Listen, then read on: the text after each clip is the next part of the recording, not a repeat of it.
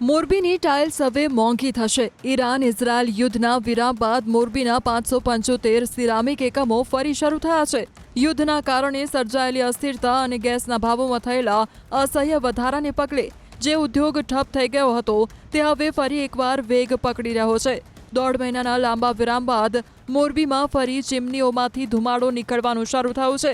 Russia, Ukraine અને ત્યારબાદ Iran Israel યુદ્ધના કારણે ગેસનો ભાવ જે 40 રૂપિયા હતો તે સીધો 73 રૂપિયા સુધી પહોંચી ગયો હતો, જેના કારણે ઉદ્યોગકારોએ 15 એપ્રિલ સુધી સ્વૈચ્છિક રીતે ઉત્પાદન બંધ રાખવાનો નિર્ણય લીધો હતો। જો કે હવે સ્થિતિ સુધરતા મોરબીના અંદાજે 575 જેટલા સિરામિક એકમો ફરી ધમધમતા થયા છે। મજૂરોની અછતનો પ્રશ્ન પણ હવે ધીરે ધીરે હળવો થઈ રહ્યો છે।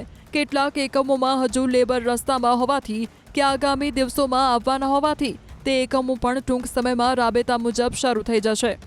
15 એપ્રિલ સુધીમાં અમને માર્કેટની અંદર પૂરતી ડિમાન્ડ ન દેખાતી હોવાથી અમે નિર્ણયને અમુક પ્રોડક્ટને 1 મે સુધી અમે લંબાવ્યો હતો, પરંતુ 15 એપ્રિલથી અંદાજે 1-2 પ્રોડક્ટની 250 જેટલી ફેક્ટરીઓ જે છે એ ચાલુ થઈ ગઈ હતી।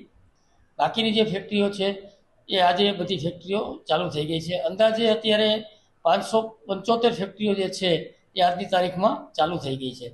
બાકીની જે બચેલી ફેક્ટરીઓ છે જેમના લેબરો કોઈ અત્યારે આવ્યા નથી અને રસ્તામાં હોય કે 2-4 દિવસથી આવવાના હોય તો એ બધી ફેક્ટરીઓ આવનારા દિવસોમાં રાબેતા મુજબ ચાલુ થઈ જશે।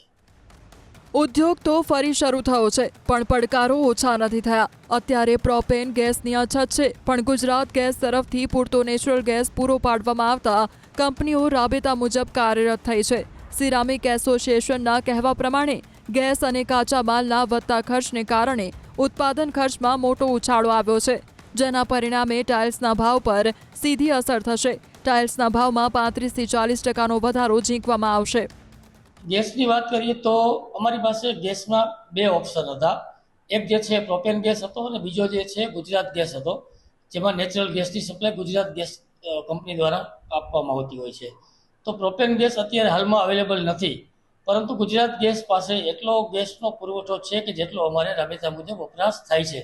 તો અત્યારે બધી કંપનીઓ જે છે ગુજરાત ગેસ ઉપર કાર્યરત થઈ ગઈ છે। એક્સપોર્ટમાં અત્યારે એક્સપોર્ટ આમ જોવો તો ચાલુ જ હતું, કેમ કે અમારી પાસે એક્સપોર્ટના મટીરિયલ બનાવેલા હતા, એ પણ લોડિંગ ચાલુ હતા, પણ જે જીસીસી કન્ટ્રીઓ જે હતા એમનું એક્સપોર્ટ બંધ હતું અને અમુક એવા વેસલો હતા કે જે ખાડીના દેશોમાં થઈને પસાર થતા હતા, તો એ વેસલોના અત્યારે મુવમેન્ટ બંધ હતી, એના હિસાબે એક્સપોર્ટ થોડું ધીમું છે, પણ બીજી કન્ટ્રીઓનું જે એક્સપોર્ટ છે એ રાબેતા મુજબ ચાલુ છે।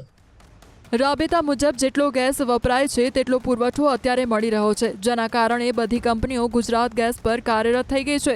એક્સપોર્ટમાં પણ ખાડી એટલે કે જીસીસી દેશોમાં જહાજોની મૂવમેન્ટ બંધ હોવાથી નિકાસ પર થોડી બ્રેક લાગી છે, પણ અન્ય દેશોમાં એક્સપોર્ટ હજુ પણ રાબેતા મુજબ ચાલુ છે।